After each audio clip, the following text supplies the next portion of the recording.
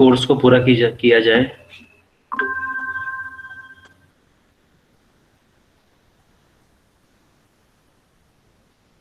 I think recording start हो गई है। चलो होगी होगी नहीं होगी कोई बात नहीं, ठीक है। तो स्टार्ट कर रहे हैं ना। तो दो मेथड थे, वही बात हुई थी WSM और लिमिट स्टेट मेथड, है ना। तो पहले जो आया वो WSM था, फिर उसके बाद अल्टीमेट लोड मेथड आया, जिसका भी बहुत ज्यादा कोई ऐसी वो नहीं हुई कि इसको प्रैक्टिकली बहुत ज्यादा यूज किया जा सके। फिर जो फर्दर जो मेथड आया, जो हमने काफी ज्यादा यूज करा, जो डिजाइन इंजीनियर्स ने बहुत ज्यादा यूज करा, वो आपका कौन सा आया, अल्टीमेट लोड मेथड। ठीक है, ये स्क्रीन आपको शो हो रही होगी, इसमें हमने तीनों शो करे हुए हैं। ठीक है, तो वर्किंग स्ट्रेस मेथड हम पहले देख रहे हैं। ठीक है, तो ये पहले यही फॉलो होता था जब तक चीजें नहीं पता थी या हमने चीजों को और अच्छे से एनालाइज नहीं करा। तो इसका नाम या तो वर्किंग स्ट्रेस मेथड है, या फिर इसका नाम क्या है, इलास्टिक मेथड है। तो ये बेसिकली एक कर्व डिस्कस हम कर रहे थे। ठीक है, ये कर्व जो है कुछ आपके ड्रॉ मैंने कर दिया था। तो ये आपका यहाँ पे स्ट्रेस होता है, और यहाँ पे आपका एक्स एक्सिस पे क्या होता है, स्ट्रेन होता है। ठीक है, जब मटेरियल को आप यील्ड करते हो या आप उसको इलोंगेट कर रहे हो, तो एक वो प्रोपोर्शनल लिमिट होती है जहाँ पे स्ट्रेस और स्ट्रेन जो है डायरेक्टली प्रोपोर्शनल होंगे। इसके बाद थोड़ा स्लोप चेंज हो जाएगा, कर्व का स्लोप जो है बिल्कुल स्ट्रेट नहीं रहेगा। यहाँ पे आपको जैसा भी दिखे स्लोप स्ट्रेट नहीं रहेगा, उसका स्लोप थोड़ा चेंज हो जाएगा। ठीक है, आगे की तरफ अगली जो पॉइंट था दैट इज इलास्टिक लिमिट। ठीक है, इलास्टिक लिमिट का मतलब हो गया कि यहां से आपने मटेरियल को छोड़ा या उसको रिलीज करा तो it will regain its position back. Okay, मतलब वो लिमिट कि आपने यहाँ पे कोई मटेरियल है, सपोज आपने इसको स्ट्रेच कर रहे हैं, ऐसे कोई आप इस पर टेंसाइल लोड लगा रहे हैं, तो ये मान लीजिए यहाँ तक डिफॉर्म हुआ, तो आपने जैसे ही लोड रिमूव करा तो it will almost regain its position, it will come to its original position. ठीक है, जो इसकी अर्ली स्टेज में थी। तो एक तो ये आपका इलास्टिक पॉइंट हो गया, है ना। फिर आता है आपका यील्ड पॉइंट। यील्ड पॉइंट यहां तक, इसके बाद परमानेंट डिफॉर्मेशन आना शुरू हुआ। यील्डिंग जो आपकी क्या हुई, इसके बाद आनी शुरू हुई इस पॉइंट के बाद। ठीक है, यील्डिंग आनी शुरू हुई। ठीक है, और इसके बाद होता क्या है कि मटेरियल पे जब लोड लगता है, तो जैसा हमने ये लोड लगाया और इस तरह से ही यील्डिंग होना शुरू हुआ। फिर फर्दर क्या कर रहे हैं, आप लोड इंक्रीज कर रहे हैं। तो इसके बाद क्या होगा कि यील्डिंग होगी, और यील्डिंग के बाद क्या होगा, इसके जो छोटे छोटे जिस मॉलिक्यूल्स से ये मिलके बना है, ठीक है, जिसका स्ट्रक्चर है, इनहेरेंट स्ट्रक्चर है, वो डिस्टर्ब होना शुरू हो जाता है। ठीक है, तो होता क्या है कि जो इसके मॉलिक्यूल्स हैं छोटे छोटे जिससे मिलके बना है मटेरियल या मैटर, वो डिसलोकेट होना शुरू हो जाते हैं इस पॉइंट के बाद, अपर यील्ड पॉइंट के बाद। ठीक है, जब ये डिसलोकेट हो जाते हैं तो इसकी स्ट्रेंथ रिड्यूस हो जाती है।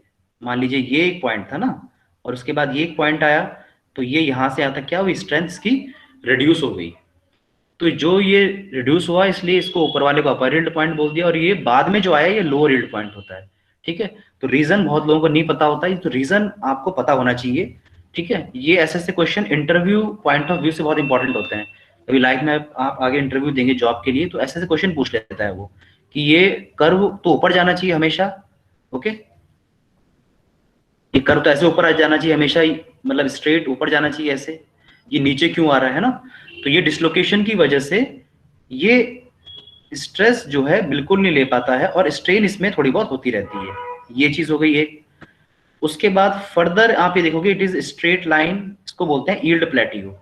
यील्ड प्लेटियो में भी वही चीज हो रही है, बस स्ट्रेस डिक्रीज नहीं हो रहा है, इसमें स्ट्रेस ऑलमोस्ट कांस्टेंट होता है। ये स्ट्रेट लाइन एज्यूम कर लिया जाता है, बट ये ऐसा नहीं होता है, ये ऐसा कुछ होता है।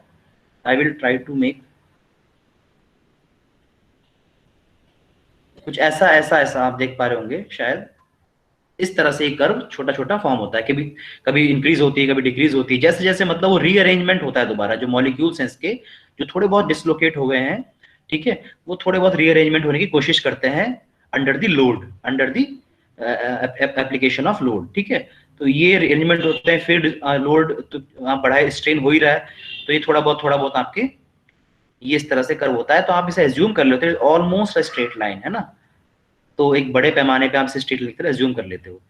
फिर फर्दर जब वो अच्छे से री एलोकेट हो जाते हैं, री अरेंज हो जाते हैं, सेट हो जाते हैं, उसके बाद वो स्ट्रेस ले पाते हैं। उसके बाद इसे कहते हैं स्ट्रेन हार्डनिंग। मतलब स्ट्रेन तो कंपैरेटिवली कम है, लेकिन स्ट्रेस एकदम से ऊपर उठ गया। मतलब मटेरियल की एक स्ट्रेंथ दोबारा आ गई जो इस पॉइंट में नहीं मिल रही थी, क्योंकि स्ट्रेस आप देखो इस पॉइंट में यहां से यहां तक स्ट्रेस इज कांस्टेंट, स्ट्रेन बढ़ रहा है, डिफॉर्मेशन हो रही है। मतलब रबड़ की तरह वो च्युइंगम, जैसे च्युइंगम होता है ना, उसकी तरह वो खींचा जा रहा है, लेकिन जो है उसकी कोई स्ट्रेंथ नहीं है। यहाँ पर स्ट्रेंथ हो गई। फिर उसका एरिया, जैसे मान लीजिए आपका ब्लॉक था, फिर आपने उसे स्ट्रेच करा तो एक वो जो है, सॉरी, इलोंगेट हो गया ऐसे, है ना। तो वॉल्यूम तो कांस्टेंट ही रहेगा जब आप उसे इलोंगेट कर रहे हो फॉर एग्जांपल, तो उसका क्या होगा, क्रॉस सेक्शन एरिया जो होगा वो रिड्यूस हो जाएगा। It is obvious thing. तो एरिया रिड्यूस हो रहा है ना, एरिया रिड्यूस हो रहा है। तो और जब आप खींचा तो यहाँ पे एक नोड टाइप की बन गई जहां पे उसे टूटना होगा फ्यूचर में, वहां से वो पतला हो गया। उसे बोलते हैं necking point. This is your necking point, जहां पे मैं भी पॉइंट आउट कर रहा हूँ। और इसके बाद आपने थोड़ा सा भी और लोड इंक्रीज करा, it will go on fracture point और ब्रेकिंग पॉइंट। तो यहाँ पे आके मटेरियल टूट जाता है। ठीक है, ये समझ में आया सभी को?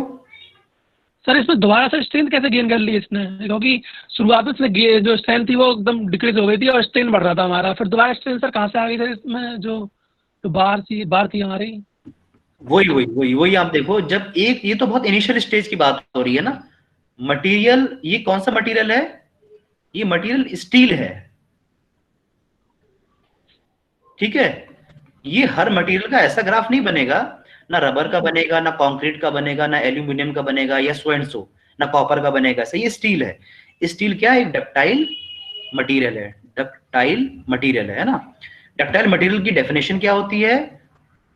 वो ये होती है कि जो इसकी इलास्टिक स्ट्रेन है, ये यहां से जो यहां तक इसकी इलास्टिक स्ट्रेन है, और ये जो यहां से यहां तक जहां पे ये ऑलमोस्ट प्लास्टिक पॉइंट तक पहुंचा, ये इसकी प्लास्टिक स्ट्रेन है।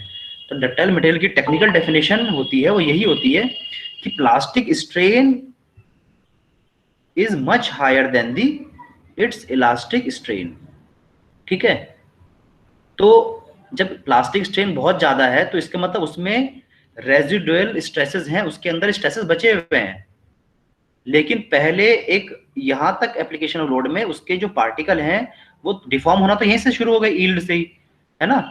तो वो अंदर जो है मॉलिक्यूलर स्ट्रक्चर उसका जो है वो थोड़ा सा डिफॉर्म हो गया, उस वजह से स्ट्रेस रिड्यूस हुए थे। लेकिन फर्दर जब चीजें कॉम्पैक्ट होंगी, जब चीजें रीअरेंज होके मॉलिक्यूल एक सेट हो जाएंगे, उसके बाद फर्दर लोड इंक्रीज करेंगे, तो वो एक स्ट्रेस आपको देगा, एक रेजिस्टेंस आपको देगा। ठीक है, जस्ट नेकिंग से पहले, इसके बाद भी वो काम का नहीं है यहां से यहां तक। ठीक है, बस जस्ट यहां से यहां तक की बात हो रही है। मतलब यील्ड पॉइंट, यील्ड प्लेट्यू जहां पे खत्म हुआ ये वाला, और जहां पे ये नेकिंग बनी, इतना ही वो एक लास्ट में अपनी बिल्कुल जो, मतलब बिल्कुल जो लॉन्ग टर्म स्ट्रेस थी उसकी बिल्कुल लास्ट जो लिमिट थी वो यहाँ पे आपको दे देता है। हर मटेरियल में ऐसा नहीं होगा, सिर्फ स्टील की बात कर रहे हैं। ठीक है, so this is the, yes sir, yes sir. Okay okay good. ठीक है, तो ये हो गया एक चीज। अब इसमें हम समझने की कोशिश करते हैं कि WSM क्या कह रहा था और वो क्या कह रहा था। ठीक है, तो WSM ने ये कहा कि हम जो कंसिडर करेंगे मटेरियल की स्ट्रेंथ, वो कहां तक कंसिडर करेंगे? सिर्फ इलास्टिक लिमिट तक। तो इसने ये मान लिया, एज्यूम कर लिया कि मटेरियल की जो स्ट्रेंथ है वो इलास्टिक लिमिट तक ही है। ठीक है, उसके बाद वो है ही नहीं। Got it? Limit state method ने बोला नहीं ऐसा तो नहीं है। उसके बाद रिसर्च करी होगी, साइंटिस्ट ने, इंजीनियर्स ने, R&D हुई होगी, तो वर्किंग स्ट्रेस ने क्या बोला कि बस ये यहाँ तक जो है मटेरियल स्ट्रेंथ देता है, बस यहाँ तक ये लोड लेगा, उसके बाद ये किसी काम का है नहीं। ठीक है, तो वर्किंग स्ट्रेस मेथड को इसलिए बोला जाता है अनइकोनॉमिकल। अनइकोनॉमिकल मतलब वो स्ट्रेंथ, जो डिजाइन स्ट्रेस है वो कम लेता है। कम मतलब मटेरियल की स्ट्रेंथ तो ज्यादा है, लेकिन वो ऐसा मानता है कि वो स्ट्रेंथ कम है। लिमिट स्टेट मेथड जो है वो आगे तक स्ट्रेंथ को लेता है, प्लास्टिक पॉइंट तक, नेकिंग पॉइंट तक स्ट्रेंथ को कंसिडर करता है। तो ये एक स्टेप की बात कर रहा है। Limit state first as well as second step की बात कर रहा है। ठीक है, इस वर्किंग स्ट्रेस मेथड में stress factor of safety use होता है। I am repeating again, stress factor of safety use होता है। फिर बीच में एक मेथड आया था, ये अल्टीमेट लोड मेथड है ना, ये वाला, इसमें लोड फैक्टर यूज होता है। और तीसरा जो मेथड है जो हम यूज कर रहे हैं, that is limit state method, इसमें stress factor of safety plus आपका जो है load factor, stress factor of safety as well as load factor, दोनों यूज होंगे, दोनों यूज होंगे। ठीक है, तो मच सेफर माना जाता है लिमिट स्टेट को, अनइकोनॉमिक माना जाता है वर्किंग स्ट्रेस को, मतलब ज्यादा इकोनॉमिक भी किसको माना जाता है, लिमिट स्टेट को। तो ज्यादा मॉडर्नाइज, ज्यादा अच्छा हमारे लिए कौन सा हुआ, लिमिट स्टेट मेथड। इसलिए ज्यादातर चीजों में, सब में नहीं करा है लेकिन ज्यादातर चीजों में WSM को आज के टाइम पे ऑब्सोलेट माना गया है। ठीक है, क्योंकि ये स्ट्रेंथ को कम मानता है कि स्ट्रेंथ कम है, एक्चुअली है नहीं, लेकिन बाद में पता चला कि रिजर्व स्ट्रेंथ इतनी थी जो हम यूज नहीं कर रहे थे। ठीक है, यूज करने का मतलब वो मटेरियल तो देखो, मटेरियल तो मटेरियल ही है, वो स्ट्रेंथ तो लेगा ही, है ना। यूज करने का मतलब ये हुआ कि हमने माना वो कम लेगा। मैं आपको समझाता हूँ, don't worry. Hello sir, yes, RCC में LSM मेथड है वो अलग है कैसे, दोनों मतलब डिफरेंट है? नहीं, कंसेप्ट इज सेम। अच्छा सर। मतलब डिजाइन स्टेप्स तो अलग होंगे ना, वो डिजाइन हाँ ही अलग है, वहां पे बात ही कंक्रीट की होगी, मतलब RCC की बात होगी, है ना। ये बिल्कुल अलग बातें होंगी। लेकिन हाँ, जो WSM LSM जो पढ़ाया जाएगा आपको वहां पर, वो सेम होगा, थ्योरी विल बी सेम। जो मैं चीजें बता रहा हूँ ये आपको RCC वाले सर भी पढ़ाएंगे, आई होप। ठीक है, तो जो थ्योरी होगी, बेसिक कॉन्सेप्ट होगा, वो तो वहां भी सेम होगा, है ना। Yes sir. ठीक है, तो मैं क्या बता रहा था आपको, WSM और ये LSM वाला, है ना। तो इसने बोला कि आपका जो इलास्टिक लिमिट तक होगा, है ना, किसने बोला, WSM ने। फिर एक ही पॉइंट बोला अल्टीमेट लोड मेथड वालों ने कि इसमें जो है आप अल्टीमेट लोड तक जाइए और आपको एक लोड फैक्टर यूज करना है। ठीक है, फिर तीसरा आया आपका LSM। इसने दोनों चीजों को कंसिडर करा। इसने बोला कि सर्विसिबिलिटी एक टर्म होती है, सर्विसिबिलिटी। अल्टीमेट लोड वाले ने बोला कोलैप्स, ये strength point of view, collapse ये स्ट्रेंथ, एक ही सिनोनिम हो गए। और LSM वालों ने बोला कि सर्विसिबिलिटी भी चाहिए और भाई हमें स्ट्रेंथ भी चाहिए, और वो कोलैप्स, स्ट्रक्चर कोलैप्स भी नहीं होना चाहिए। तो ये जो दोनों बातें हुई ये LSM में हुई। अब पॉइंट आता है कि सर्विसिबिलिटी क्या है और ये कोलैप्स वर्ड क्या है। तो सर्विसिबिलिटी में वो चीज आती है कि मान लो एक बीम है, ठीक है, और वो बीम जो है, एक ये पॉइंट कुछ लिखे हैं, वो देख लेते हैं, कुछ आपके काम के होंगे तो बाद में मैं नोट्स भी आपको ये दे दूंगा वैसे। ठीक है, ये तो कर्व वही बताया जो मैंने बता दिया आपको, ये बना हुआ है। ठीक है, उसके बाद इन्होंने स्ट्रेसेस की वैल्यू लिखी हुई है ना, एक्सियल टेंशन, ये जो आप देख पा रहे होंगे, ये एक्सियल टेंशन कंप्रेशन में जो होती है वो 0.6 FY लेते हैं। FY क्या होता है, यील्ड स्ट्रेंथ होती है किसकी, स्टील की। अभी स्टील की बात, सिर्फ स्टील पढ़ रहे हैं यहाँ पे तो स्टील की बात चलेगी। ठीक है, 0.6 ऑफ FY, मतलब FY 250 है, तो मान लीजिए उसकी 250 मेगापास्कल स्ट्रेंथ है, तो उसका 60% WSM वाले बोलते हैं कि 60% लेंगे हम, क्या, एक्सियल टेंशन और कंप्रेसिव स्ट्रेंथ, ये एक्सियल टेंशन और कंप्रेसिव स्ट्रेस। बेंडिंग में उन्होंने कहा कि हम लेंगे 0.66 FY, 66%। Okay, average shear stress, share में लेंगे 0.4। वाई, बिकॉज शेयर में डक्टाइल मटेरियल बहुत कमजोर होता है। स्टील से डक्टाइल मटेरियल, स्टील की टेंसाइल स्ट्रेंथ अच्छी होती है।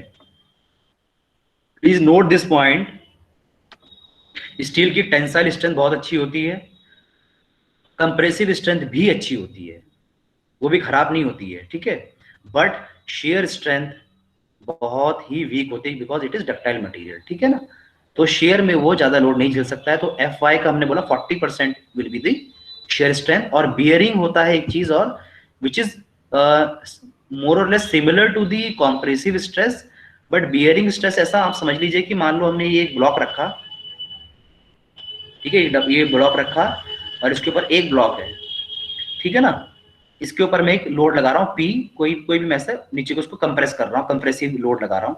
तो इस पे तो कंप्रेसिव लोड लगेगा, लेकिन इस ब्लॉक से इस ब्लॉक पर आने वाले जो एक कांटेक्ट पॉइंट है, ये जहां पे ये दोनों मिल रहे हैं, जिसके ऊपर रखा हुआ है जो सरफेस है, इस सरफेस पे जो स्ट्रेसेस आएंगे वो बियरिंग स्ट्रेसेस कहलाएंगे। तो बियरिंग स्ट्रेसेस आते किसी तरह के कंप्रेशन या टेंशन से ही है, मोस्टली कंप्रेशन से, बट वो कांटेक्ट की वजह से आता है, ठीक है, दैट इज बियरिंग। तो बियरिंग में चूंकि चीजें आपस में अटैच होती हैं तो थोड़ा ज्यादा स्ट्रेंथ ये ले लेते हैं। तो उन्होंने कहा कि 0.75 FY, ठीक है, 0.75 FY इन्होंने कंसिडर किया किसको, बेयरिंग स्ट्रेस को। WSM की बात कर रहे हैं, ठीक है, तो बहुत ज्यादा इसमें डीप नहीं पढ़ते हैं क्योंकि अभी ये तो हमें पढ़ना नहीं है इतना। फिर नेक्स्ट है in the WSM we are assuming to material behave linear as stress strain diagram also a linear, but member can take certain load after the yielding that we are not considering, ठीक है। वही same चीज मैंने आपको बताई कि linear जहां तक डायग्राम होता है, जैसे ये डायग्राम ULM में बना हुआ है हम देख पा रहे हैं, तो यहां से यहां तक तो लीनियर ही कहानी चल रही है ना, यहाँ से सॉरी यहाँ से तो लीनियर ही कहानी चल रही है, यहाँ तक हमने बोल दिया WSM की बात यहाँ पे खत्म हो गई, ठीक है। इसके बाद भी जो रिजर्व स्ट्रेंथ थी वो इसने यूज नहीं करी। फिर आया क्या, ULM, ठीक है, अल्टीमेट लोड मेथड, ULM मान लीजिए इसको, प्लास्टिक डिजाइन मेथड और अल्टीमेट लोड मेथड, ठीक है। इसने बोला लोड फैक्टर हम यूज करेंगे, जो भी वर्किंग लोड होगा उसमें एक लोड फैक्टर की मल्टीप्लाई करेंगे और उसके बाद हम जो निकालेंगे that will be the ultimate load. इसका मतलब ये हुआ, मान लीजिए किसी बिल्डिंग पे कितना लोड लग रहा है, 100 किलो न्यूटन का लोड लग रहा है, ठीक है, और मोस्टली जो यूज करते हैं लोड फैक्टर 1.5 करते हैं, अलग अलग होता है, कंडीशन बताऊंगा अभी। मोस्टली यूज क्या करते हैं 1.5,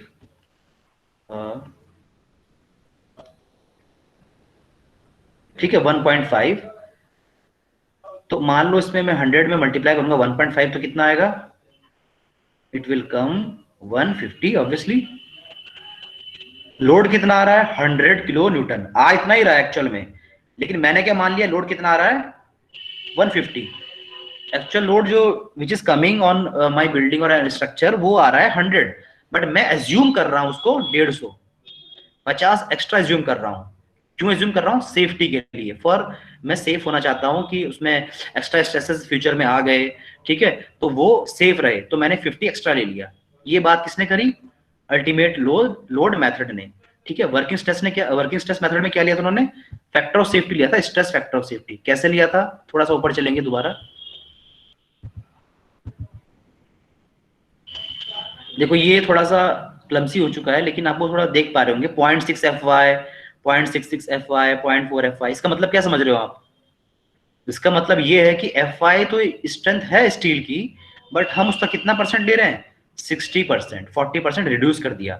यहाँ पे 66%, ऐसे 40%, 75% ये रिड्यूस कर रहे हैं। मतलब हम क्या मान रहे हैं कि इतनी स्ट्रेंथ नहीं झेल रहा है हमारा मटेरियल, वो कम झेल रहा है, उतनी है उसकी होगी, लेकिन हम कम मान रहे हैं। तो we are on the safer side.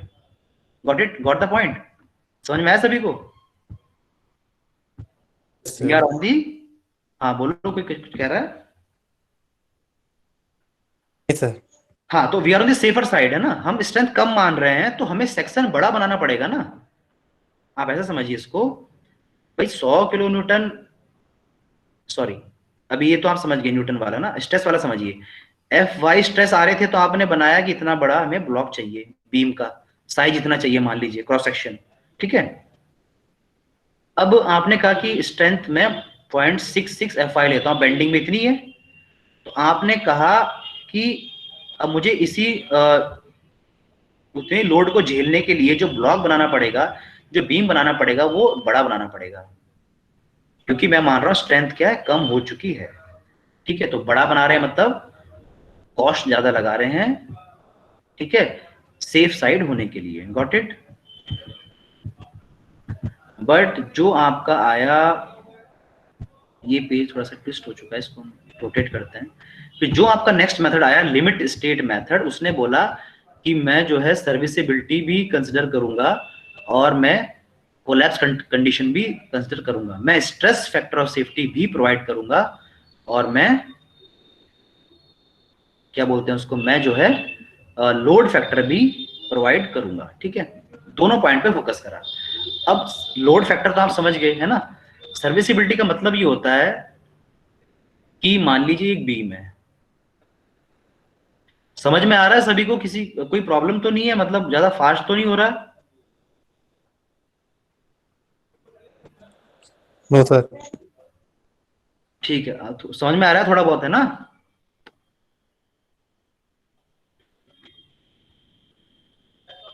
चलिए ठीक है, वेरी गुड। तो ये बीम है फॉर एग्जांपल, है ना।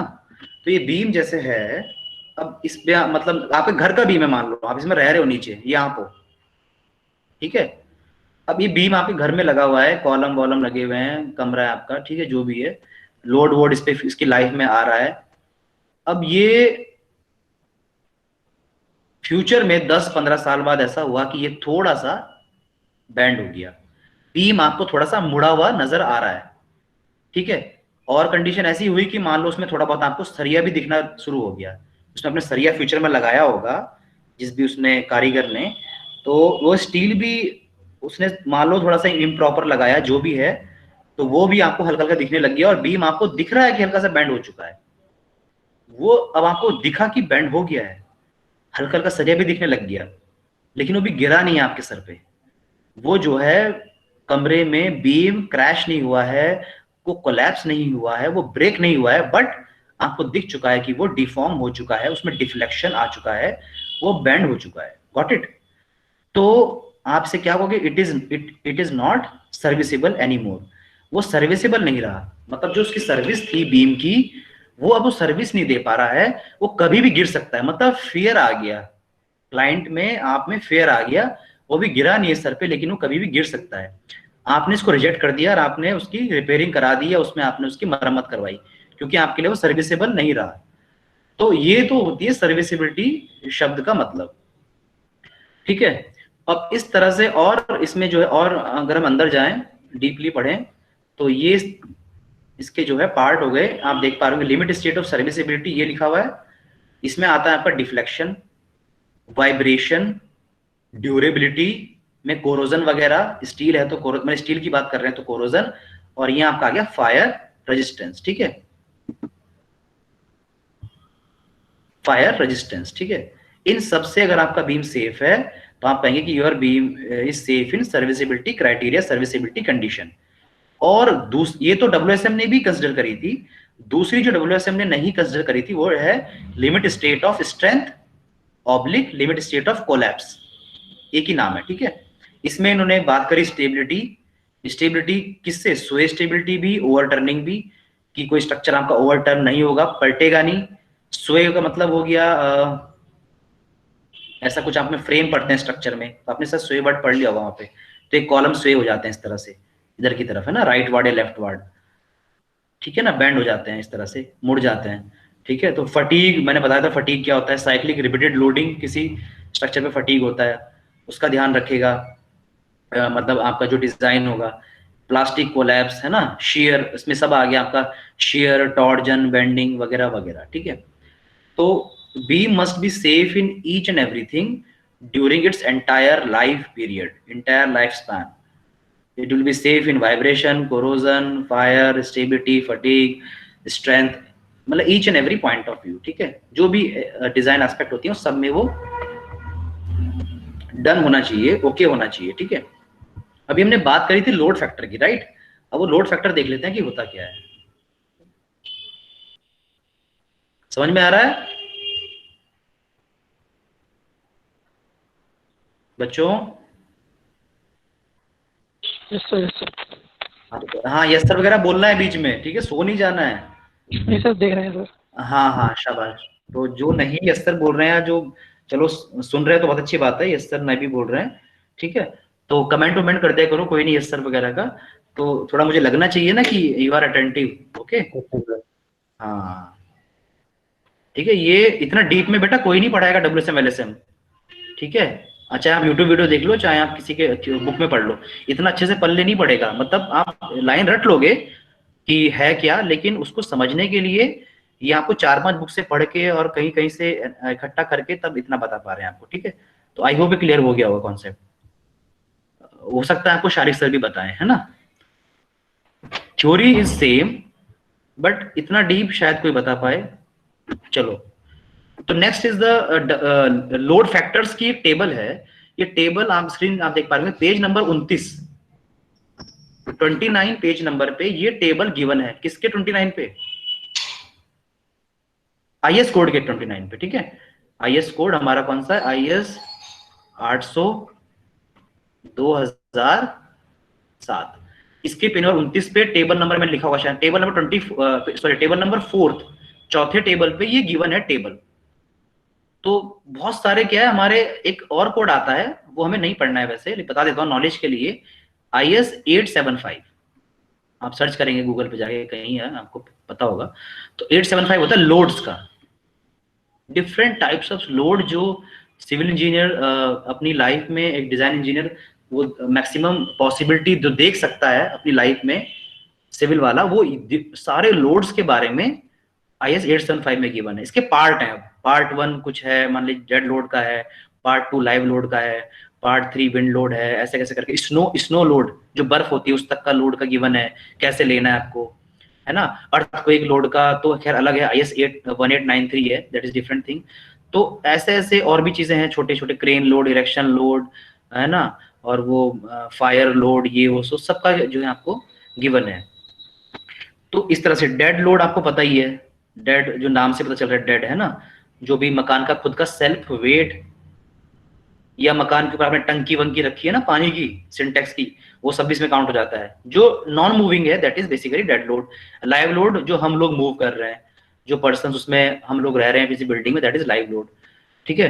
तो ये क्या लिखा है 1.5 डैश, इसमें चलो ये क्यों, क्योंकि ये क्या लिखा है यहाँ पे, wind load oblique earthquake load. तो जब इसकी बात ही नहीं हो रही है तो यहाँ पे इसको कंसिडर किया ही नहीं है।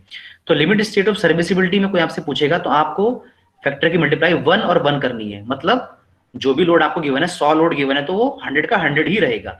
But limit state of strength में क्या होगा, डेड लोड, लाइव लोड, मान लीजिए आपको 100 गिवन है तो आप उसमें 1.5 की मल्टीप्लाई करेंगे, तो वो मैंने जो बताया था आपको वो 150 हो जाएगा, 150 हो जाएगा, ठीक है। अलग अलग गिवन है मान लो, तो मान लो 50 आपको डेड लोड गिवन है, 50 आपको लाइव लोड गिवन है, तो उसका सम करके डायरेक्ट 1.5 से मल्टीप्लाई कर लेना। सेकंड कंडीशन इज इंपॉर्टेंट, दो ही हम इंपॉर्टेंट है, दो ही पढ़ेंगे, बाकी आपके लिए हैं ये। सेकंड में क्या बोल रहे हैं, डेड लोड भी है, लाइव लोड भी है, और प्लस विंड लोड WL और EL अर्थक्वेक लोड। ये ऑब्लिक का मतलब ये है बच्चे की विंड लोड और अर्थक्वेक लोड दोनों लोड साइमल्टेनियसली एक साथ कंसिडर नहीं करते हैं, दोनों लोड एक साथ कंसिडर नहीं करते हैं डिजाइन में। ये नॉर्मल बात बता रहा हूं कहीं भी, ठीक है। अब सोचो ना, खुद आपकी बिल्डिंग है, मान लो वहां बहुत तेज हवा भी चलती है, ऐसी जगह भी है आपकी बिल्डिंग ये, तो कितनी बार इसमें कितनी बार विंड लोड आएगा, इसके 20 या 30 साल का जिसका डिजाइन पीरियड है, कितनी बार आ जाएगा। या आपकी बिल्डिंग अर्थक्वेक जोन में आती है जहां पर भूकंप बहुत ज्यादा आते हैं, गुजरात में है, उत्तराखंड में है, या नॉर्थ ईस्ट के इलाके में है, या दिल्ली में है, थोड़ा बहुत दिल्ली में भी आता है, दिल्ली भी अच्छा से अर्थक्वेक जोन में आने लग गया है। तो अब कितनी बार अर्थक्वेक आएंगे उस बिल्डिंग पे, अब बहुत ही क्रिटिकल जगह पे होगी तो वहां पे ज्यादा आ सकते हैं, लेकिन पूरी लाइफ में 1-2 बार, 4-5 बार मैक्सिमम। तो एक साथ कंसिडर अगर दोनों लोड को करने लग गए तो ज्यादा स्ट्रेसेस आ जाएंगे डिजाइन, मतलब उसमें कैलकुलेशन में। तो जो साइज हमें प्रोवाइड करना पड़ेगा, मटेरियल जो प्रोवाइड करना पड़ेगा बहुत ज्यादा हो जाएगा, स्ट्रक्चर अनइकोनॉमिक हो जाएगा, बहुत महंगा पड़ जाएगा। तो या तो हम विंड लोड को मानते हैं या अर्थक्वेक लोड को, ऑब्लिक लिख देते हैं, ठीक है। जब तीनों डेड, लाइव और अर्थक्वेक और विंड, जब ये तीनों एक साथ आ रहे हैं तो 1.2 will be the load factor. समझ में आ रहा है सभी को? Yes sir. सर ये IAS 800 ये अलग है क्या? हाँ जी, ये कौन सा, ये हाँ सर, ये कौन सा कोड है? ये तो लोड कर गया 875। यही हमारा कोड है स्टील का, इसका नाम है डिजाइन ऑफ स्टील। जो स्टील के जो भी स्ट्रक्चर बनेंगे ना, जो हम सब्जेक्ट पढ़ रहे हैं, जो भी स्टील के स्ट्रक्चर बनेंगे वो सब एक कॉमन कोड हो गया डिजाइन का। और ये जो IS 875 है ये सिर्फ लोड्स की जानकारी देता है कि लोड्स कौन कौन से हैं, उसको कैसे कैसे लेना है, समझ गए? Okay sir. हाँ, ये डिजाइन कोड है IS, ये this is not design code 875, IS 800 design code steel का। ऐसे जो RCC पढ़ाएंगे शारिक सर, उसमें आता है IS 456 456 2000, वो Yes, sir. वो हो गया उसका, हाँ, आरसीसी के जो बीम कॉलम होते हैं उसका कोड, ठीक है। तो ठीक है, तो 1.2 का मतलब ये हो गया कि आपको विंड लोड गिवन है, मान लीजिए 50, कुछ गिवन है 70, कुछ गिवन है 100, तो तीनों को जोड़ के आप जो है 1.2 की मल्टीप्लाई कर दीजिए होल में, तो ये आपका अल्टीमेट लोड आ गया जो आपको कंसिडर करना है, ठीक है। यस, सर सर सर जैसे हमको डेड लोड दे दिया 50 किलो न्यूटन पर मीटर स्क्वायर, और लैब लोड दे दिया, विंड लोड दे दिया, अर्थक्वेक लोड दे दिया, और सर हमको 1.2 वाला भी फॉर्मूला लगाना है, तो उसमें sir earthquake load, wind load में से जो कौन ज्यादा सा होगा। चूज करेंगे सर? यस, जो ज्यादा हुआ। ऐसा वैसे होगा नहीं, ठीक है, आपने क्वेश्चन पूछ दिया, ठीक है ना, वो ठीक है, मैं मना नहीं कर रहा हूँ, पूछना चाहिए क्वेश्चन, ऐसा होगा नहीं, कंडीशन ऐसी आती भी है तो आप मतलब देखो ना, आप गिवन कैसे होगा, वो तो आप डिजाइन कर रहे हो ना पहले बिल्डिंग को, तो आप ये मानोगे कि वो या तो विंड लोड आएगा, अर्थक्वेक लोड आएगा, है ना, फिर आपने कैलकुलेट भी कर लिया मान लो वहां के लिए, तो मान लो विंड लोड आया 30, अर्थक्वेक लोड आया 60, तो आप ज्यादा वाला लो, बिकॉज ओके सर। अगर विंड लोड आया तो हम्म। 60 आपने ले लिया ना, 60 के हिसाब से आपने बिल्डिंग बना दी, तो आप मजबूत बनाओगे, तो 30 वाले में भी तो सेफ रहेगी वो, और 60 वाला है तो 60 में तो सेफ रहेगी वो, got it. Okay sir, okay sir. अब आप एक क्यूरियोसिटी में समझ रहा हूँ, आप बोलना चाह रहे हो कि विंड लोड भी एक साथ आ गया और तो लोड भी एट द सेम पॉइंट आ गया तो क्या होगा, है ना, तो क्या होगा, वो बस फिर जो होगा वो स्ट्रक्चर गिर जाएगा, जो भी होगा। अब आप हम ऐसा नहीं बना सकते कि हम विंड लोड और वेट लोड दोनों ऐड कर दें, इतना ज्यादा ऐड करेंगे, इतना ज्यादा लोड मारने लग जाएंगे तो स्ट्रक्चर बहुत ज्यादा अनइकोनॉमिक हो जाएगा।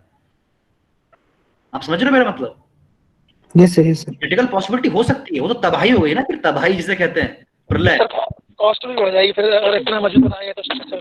यस यस यस, वो तबाही हो जाएगी, तबाही में तो फिर क्या ही बचेगा। तो ऐसी वेरी रेयर कंडीशन है, तो हम दोनों नहीं मानेंगे। आपको क्वेश्चन जेन्युइन था कि दोनों गिवन है क्वेश्चंस में, न्यूमेरिकल में, ठीक है, तो क्या लेंगे, तो उसमें थोड़ा हैंग हो रहा है, तो उसमें क्या लेंगे कि हम ज्यादा वाला ले लेंगे, हमेशा ज्यादा वाला लेने से छोटे वाले में तो अपने आप सेफ हो जाएगा, है ना। ओके। इस तरह की चीज आपसे इंटरव्यू में पूछी जा सकती है लाइफ में आगे, तो ये चीज अंडरस्टैंडिंग हो गई आपको, ठीक है। ओके, तो नेक्स्ट नीचे चलते हैं। फैक्टर ऑफ सेफ्टी, ये बार बार टर्म यूज होगा इसमें, आरसीसी में भी, स्टील में भी, ठीक है।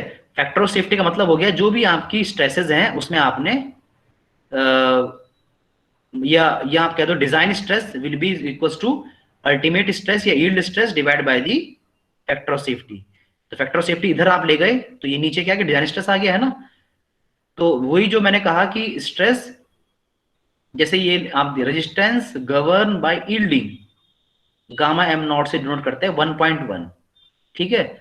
मतलब स्ट्रेंथ आपकी कितनी है, 250 है, 250 है, लेकिन आपने 1.1 से उसे डिवाइड कर दिया, आपने जो भी ये सॉल्व करके जो भी आएगा, है ना, कुछ भी आया, मान लो 200 के आसपास आया, जो भी आया, तो 250 उसकी स्ट्रेंथ थी, लेकिन आप कितनी ले रहे हो, 250 बाई 1.1, कम ले रहे हो, क्योंकि 1.1 जो एक आपने जो डिजिट की डिवाइड करा, वो डिजिट को कहते हैं factor of safety.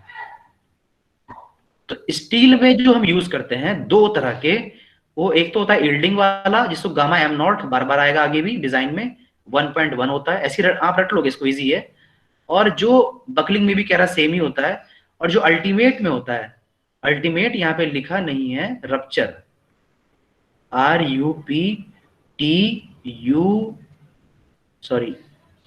TURE, rupture ultimate के केस में वहां पे होता है गामा M1, वो गामा M0 है, गामा M नॉट, और गामा M1 है, दिस इज 1.25। और रेजिस्टेंस कनेक्शन के केस में जब हम पढ़ेंगे बोल्ट या वेल्ड में, तो 1.25 ही लेते हैं, गामा MV बोल देते हैं उसको, पर नाम अलग दे दिया है, वो V घबराना नहीं है, वो गामा M1 ही है, 1.25। तो मोटा मोटा देखो तो दो ही तरह के फैक्टर ऑफ सेफ्टी यूज करेंगे स्टील में, 1.1 और 1.25, ठीक है। ये तो हो गया फैक्टर ऑफ सेफ्टी शब्द का अर्थ, ठीक है। चलो ये क्लियर हो गया आपको। तो पार्शियल से फैक्टर ऑफ सेफ्टी अलग होता है क्या सर? हाँ, सर पार्शियल से फैक्टर ऑफ सेफ्टी कुछ नहीं होता है, देखो क्या होता है ना कि पार्शियल क्यों बोल रहे हैं, क्योंकि वो पार्शियली आप स्ट्रेस में लगा रहे हो ना, स्ट्रेस फैक्टर ऑफ सेफ्टी को ही पार्शियल फैक्टर ऑफ सेफ्टी बोल देते हैं बेसिकली। लेकिन एक फैक्टर आप वहां भी तो लगा रहे हो ना लोड में, अच्छा, है ना, मतलब 100 आया था तो आपने 1.5 की मल्टीप्लाई करी थी तो 150 बन गया था, ठीक, वहां पे भी आप फैक्टर लगा रहे हो, तो वहां पे भी वो लोड फैक्टर या फैक्टर ऑफ सेफ्टी वहां पे 1.5 की लगा रहे हो, और इधर आपने 1.1 की लगाई स्ट्रेस वाले में, तो 1.1 और 1.5 तो मिला के कुछ आया, तो दोनों फैक्टर ऑफ सेफ्टी आरसीसी में तो स्टील में 1.15 लेते हैं फैक्टर ऑफ सेफ्टी। क्या कहा मैं? तो आरसीसी में 1.15। हाँ वो, हाँ कंफ्यूजन नहीं करना है, वो आरसीसी सब्जेक्ट में स्टील का लेते हैं 1.15, यहाँ पर 1.15 नहीं लेंगे। डोंट तो मिक्स। ये स्टील है ना? आप समझ रहे हो? तो डोंट ये मिक्स। भी स्टील है। नहीं नहीं, don't mix these two thing. वो सरिया है स्टील में, वो कंक्रीट के साथ लग रहा है, वो अलग, इसलिए वो अलग चीजें प्रोड्यूस करेगा, अलग चीजें, अलग कॉन्सेप्ट प्रोड्यूस करेगा, है ना। यहाँ पे होल स्ट्रक्चर ही स्टील का है, तो यहाँ पे वहां पे हाँ यील्डिंग रप्चर कुछ अलग बात नहीं हो रही, यहाँ पे होल स्ट्रक्चर ही स्टील का है, यहाँ पे कंक्रीट है ही नहीं। तो यहाँ पे वो जो डिजिट है वो ही अलग है। ओके ठीक है, तो उस, हाँ वो तो मिक्स करना ही नहीं है, वो अलग सब्जेक्ट है, अलग सब्जेक्ट है। ठीक है, फिर ये डिफ्लेक्शन लिमिट्स कुछ दी हुई हैं, ये आप लोग देख लेना। ठीक है, पेज नंबर 12 आप नोट कर लो, ये 12 पे गिवन है। कुछ टाइप ऑफ सेक्शन गिवन है जो आगे हमारे यूज होंगे, वो आगे बता देंगे आपको। प्लास्टिक, कॉम्पैक्ट, सेमी कॉम्पैक्ट, ये बेसिस वही है इनका, पेज नंबर 17-18 पे गिवन है ये बेसिस, ऐसा कुछ खास नहीं है ज्यादा डीप इसमें घुसने का।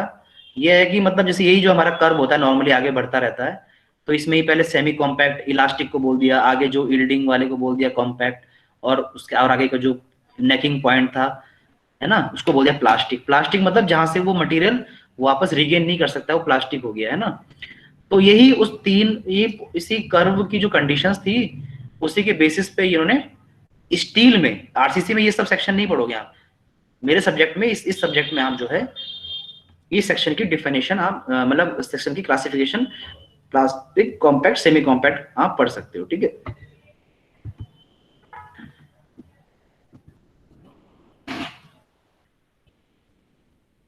ओके। ये थोड़ा सा विंड लोड का इंट्रोडक्शन मैंने आपको यहाँ पे दिया है, ये भी आप देख लो। अर्थक्वेक लोड का मैं फिर किसी दिन और बता दूंगा, वो थोड़ा सा बड़ा टॉपिक है। तो विंड लोड मैंने बताया था ना, ये this is based on which is given IS 875 part 3 1987। ये जो कोड है IS 875 मैंने बताया लोड्स के होते हैं, इसमें पार्ट 3 विंड का है। ठीक है, इसमें 3 कांस्टेंट आते हैं basically, K1, K2 and K3। K1 is the probability factor, table 1 में गिवन है। टेबल 1 में किसकी? 875 की, हमारे वाले कोड स्टील कोड की टेबल 1 में नहीं मिलेगा, इसकी। K2 is the terrain factor, ठीक है, which is depend upon the height and structure, height of structure. K3 is the depend upon topography factor, जो स्लोप है कैसा है ना, टोपोग्राफी कैसी है, जहां पे आपने बिल्डिंग बनाई है, तो उसी के बेसिस पे तो चलेगा ना कि हवा कितनी तेज चलेगी क्या है। तो ये तीनों फैक्टर का रोल होगा। और एक होती है term VB। VB is basic wind speed, हवा की स्पीड है, बेसिक विंड स्पीड बोलते हैं इसको VB। ये विंड के कोड में अर्थक्वेक की तरह इन्होंने कई सारे जोन डिफाइन कर रहे हैं, जोन। उन जोन्स के अकॉर्डिंग अलग अलग सिटी में के हिसाब से, कुछ इंपॉर्टेंट सिटी के हिसाब से उन्होंने VB लिखी हुई है, मतलब ऑलरेडी प्री डिफाइंड है वो कहीं सर्च नहीं करनी है, कोड से ही आपको नोट डाउन करनी है, अपनी मर्जी से नहीं कुछ लिखनी है। VB is also defined, K1, K2, K3 के लिए भी टेबल्स हैं, दैट इज ऑल्सो डिफाइंड। ठीक है, ये मतलब अब ये वेरी कैसे करेंगे कि आप किस सिटी के लिए निकाल रहे हो, कौन से स्टेट के लिए कहाँ पे निकाल रहे हो। तो VZ यहाँ से आएगा, VB K1, K2, K3 multiplied में, और VZ आने के बाद PZ wind pressure is equal PZ equals to 0.6 VZ का होल स्क्वायर। ठीक है, this will be the formula. और भी टिपिकल इसमें एक दो कांस्टेंट आते हैं, बट वो इतना आपको डीप में जाने की जरूरत नहीं है। ठीक है, आते हैं, एक वो CF आता है, CFI आता है, वो उनका कंसिडरेशन होता है कि मान लीजिए कोई बिल्डिंग है, तो इस बिल्डिंग में हवा जो, एयर जो आ रही है, विंड जो आ रही है, स्ट्राइक कैसे कर रही है ना। तो जिस एरिया पे वो स्ट्राइक कर रही है, वो एरिया क्या होगा, उसमें ड्रैग फोर्स कैसा लगेगा, तो वो कोफिशिएंट क्या क्या बनेंगे, तो वो चीज। ठीक है, एक ओवरव्यू आपको दे दिया मैंने। So this was the whole introduction part about the subject. ठीक है, about the design factors, load factors, design philosophy, steel material वगैरह वगैरह। ठीक है, तो यहाँ तक आपको समझ में आया? सर। अच्छा लग रहा है पढ़ के? Yes sir. ईमानदारी से बोल रहे हो? सर सही या सर ये बात बोलोगे सर पढ़ के कहाँ अच्छा लगता है ना, पढ़ना तो पड़ता है। नहीं नहीं सर, अच्छा लग रहा है। हाँ देखो, मन लगा के पढ़ना है। देखो मैं आपको उस तरह से गाइड करूंगा, आप टेंशन मत लो। आपको कॉम्पिटिटिव के हिसाब से भी गाइड करूंगा। Yes sir. मैं आपको वहां पे जरूर टोक दूंगा, या वहां पे जरूर मैं बता दूंगा कि ये वाला पॉइंट इंपॉर्टेंट है, based upon your interview, based upon your GATE, या आपका जो भी जेईई के एग्जाम होते हैं, एसएससी जेईई या जो भी आपके एग्जाम होंगे, वो पॉइंट मैं जरूर हाईलाइट कर देता हूँ किसी भी क्लास में। तो वो चीज मैं आपको बताते हुए चलूंगा कॉम्पिटिटिव वाइज भी, क्योंकि अल्टीमेट एम देखो वही है, आप पढ़ रहे हो नौकरी के लिए पढ़ रहे हो, ठीक है। हर किसी को मतलब जॉब चाहिए, स्किल्ड बनना है, मतलब स्किल्ड बनना है, प्राइवेट या गवर्नमेंट जॉब चाहिए, है ना। जॉब में आपको पेपर क्रैक करने पड़ेंगे, तो आपको एक मैं वो वाला भी एस्पेक्ट आपको समझाऊंगा कि इस तरह से ये चीज आती है, ये चीज कम आती है, ये चीज ज्यादा आती है। इसमें भी यूनिट है कि इसमें भी मैं आपको बता दूंगा कि ये यूनिट ज्यादा आएगी, ये यूनिट का वेटेज कम है, या अब ये यूनिट ज्यादा आने लगी है गेट में वगैरह वगैरह। इस हिसाब से आपको गाइड करूंगा, तो it will not be boring. और ये सब्जेक्ट तो बोरिंग है भी नहीं, बिकॉज न्यूमेरिकल सब्जेक्ट है, डिजाइन सब्जेक्ट है, ठीक है। और घुमा फिरा के कुछ है नहीं, बस आपको बेसिक अंडरस्टैंडिंग होनी चाहिए एक चीज। दूसरी चीज मैंने बता दिया आपको, आईएस कोड को थोड़ा समझना पड़ेगा, वो मैं बता दूंगा, ठीक है। और डिजाइन स्टेप्स होंगे, वो मैं आपको लिखवा दूंगा, बता दूंगा। तो बस और कुछ करना ही नहीं, डिजाइन स्टेप्स करने, न्यूमेरिकल सॉल्व हो जाएगा, that is the simple thing, ठीक है। Okay sir. हाँ तो मेरे ख्याल से अगर हम अभी शुरू करेंगे तो फिर वो ज्यादा हो जाएगा, है ना। या कर सकते हैं, या क्लोज कर दें फिर? सर अभी क्लोज कर दो। अच्छा, 5:30 होने वाले हैं ना, यस अटेंडेंस सर। भी देनी है, तो ठीक है। इंट्रोडक्शन अच्छे से होना चाहिए, कोई नहीं, 2 क्लास हमने इंट्रोडक्शन में दे दी, कोई बात नहीं। अब कनेक्शन आगे हम पढ़ेंगे, इसमें वही बोल्ट क्या होता है ना। ये देखो, रिक्वायरमेंट ऑफ गुड कनेक्शन क्या है, रिविट, रिविट ऑब्सोलीट हो चुका है, मैंने बताया था, तो बहुत ज्यादा नहीं है इसमें। थ्योरेटिकल पॉइंट ऑफ व्यू से पता होना चाहिए एडवांटेज डिसएडवांटेजेस। ऑब्सोलीट हुआ है तो क्यों हुआ है वो, क्योंकि इसमें कुछ कमियां थी, तो वो पता होनी चाहिए आपको, ठीक है। और एजम्पशंस डिजाइन में, बोल्ट डिजाइन करेंगे तो क्या क्या लेंगे, ठीक है। और चलो फिर ये कल ही देखते हैं इसको, सर पीडीएफ भेज देना सर। हैं। सर पीडीएफ दे देना सर अभी मैं पढ़ने की। अभी भेजूंगा, मैं अभी बिल्कुल अभी नहीं भेजूंगा, आप टेंशन मत लो, लेकिन मैं भेज दूंगा इसको, ठीक है, थोड़े दिन में। Yes sir. एक्चुअली क्या है ना, इसमें कुछ पेज शफल्ड हो गए हैं, ठीक है।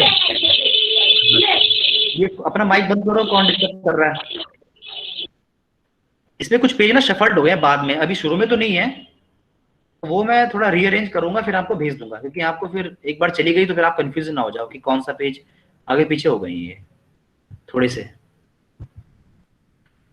तो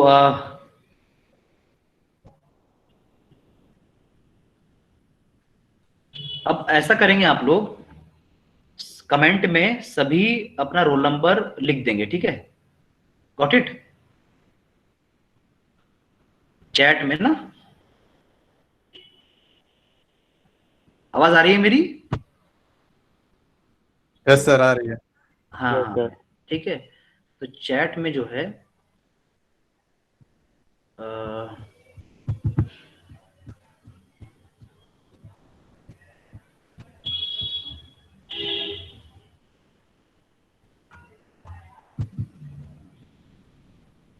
लीव कर दें। हाँ लीव कर दें।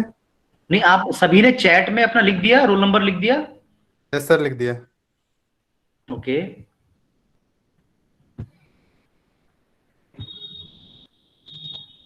हर्षित है, कैप्टन है यहाँ पर?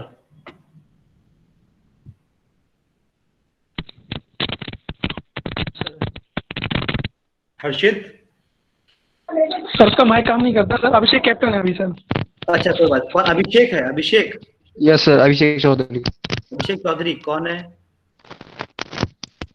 यस सर, बोलो अभिषेक।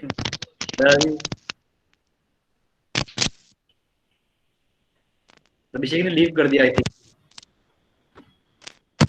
चलो, मेरी किससे बात हुई थी? अर्पित से बात हुई थी ना, अर्पित है? Yes sir. हाँ तो अर्पित, आप चैट देख पा रहे हो? सभी ने कर दिया ऑलमोस्ट मैसेज?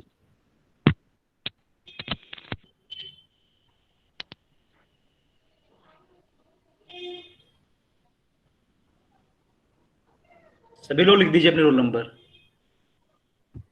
सर सभी लोग ने लिख दिए हैं। लिख दिया है? ओके।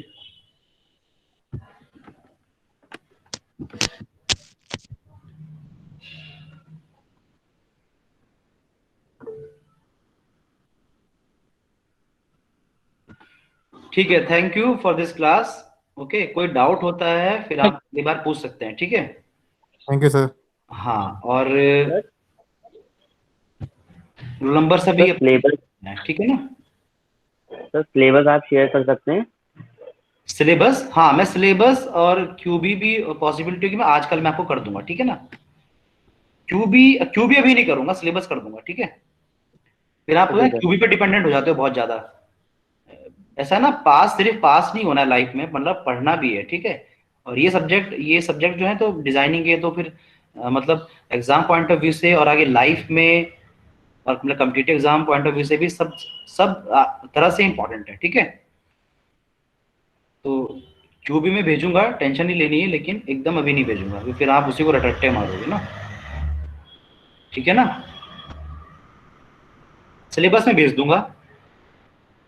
ओके, सभी ने लिख दिया है ऑलमोस्ट। चलिए ठीक है, थैंक यू वेरी मच। आप लोग लीव कर सकते हैं, ठीक है?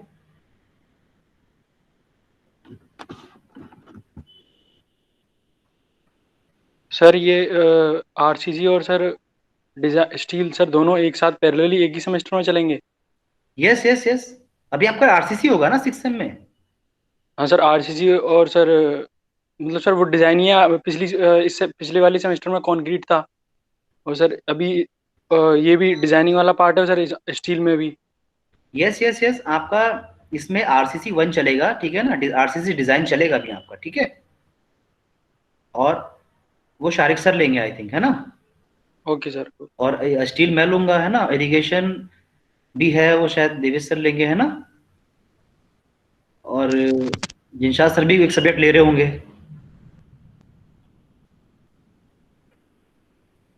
ठीक है? तो इस तरह से है। रणदीप सर वो लेंगे आई थिंक, जियोटेक ले रहे हैं। सर ये सर फाउंडेशन सर अभी हमारा रजिस्ट्रेशन नहीं हुआ है। क्या नहीं हुआ है? सर रजिस्ट्रेशन नहीं हुआ है, तो सर सीनियर्स बता रहे थे कि शायद एक एक सेमेस्टर में होते हैं सर ये स्टील और आरसीसी। एक सेमेस्टर में स्टील होता है और एक सेमेस्टर में आरसीसी होती है। नहीं नहीं नहीं नहीं, ऐसा होता है ना, देखो आरसीसी 2 पार्ट में होती है बेटा। एक आरसीसी 1 है, एक आरसीसी 2 है। आरसीसी ओके 1 जहां तक मुझे पता है लास्ट टाइम से अकॉर्डिंग, आरसीसी 1 सिक्स सेम में आती है, और आरसीसी 2 आपकी 7 सेम में आएगी I think so. RCC okay sir. दो, हाँ स्टील एक ही है, स्टील एक ही में पढ़ना पड़ेगा, इसलिए सिलेबस ज्यादा होता है स्टील में, थोड़ा हमें कवर करना पड़ता है। आरसीसी में आधा आरसीसी इंपॉर्टेंट है, तो आरसीसी 1 होती है, आरसीसी 2 होती है। तो मेरे अकॉर्डिंग आप सारिक सर से कांटेक्ट करो, आरसीसी है आपकी, ठीक है? Okay sir. हाँ हाँ हाँ, ओके, ठीक है, thank you. You all can leave, हाँ। Thank you sir, thank you. हाँ, ओके।